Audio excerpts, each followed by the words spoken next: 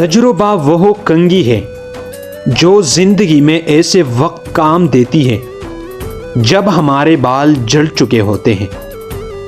محض دفاع ہمیشہ شکست کی ابتدا ہوتا ہے۔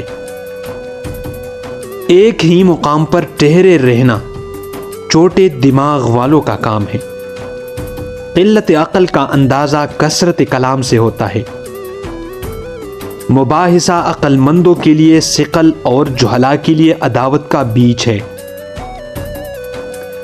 اگر ہم نے لکھنے کا پیشہ اختیار کر لیا ہے تو ہم میں سے ہر شخص عدد کے سامنے جواب دہ ہے۔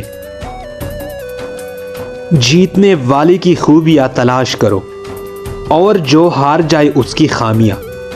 سب سے اسود اور مطمئن شخص وہ ہے جو تنہائی میں رہ کر اپنی ہی رفاقت پر قناعت کرتا ہے۔ انسان فطرت کی صنعت ہے، اس لیے انسانی فن یا آرٹ خود فطرت کی صنعت ہے۔ اب ہم ایک ایسے زمانے میں رہ رہے ہیں جو کتابوں کا نہیں اخباروں کا ہے۔ عوام کی زندگی میں خطرناک لمحات وہی آتے ہیں جب عوام طاقت کو مجرموں کے ہاتھوں میں چلے جانے دیتے ہیں۔ صرف طاقت کے ذریعے ہی معقول کام کیے جا سکتے ہیں۔ کوئی چیز حاصل کرنے کے لیے ضروری ہے کہ آپ وہ چیز حاصل کرنے کی پوزیشن میں ہوں۔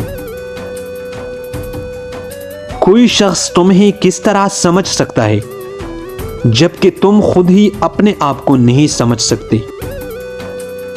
سب سے بڑی بات یہ ہے کہ بے فائدہ خوف کے ابھرنے سے محتاط رہو۔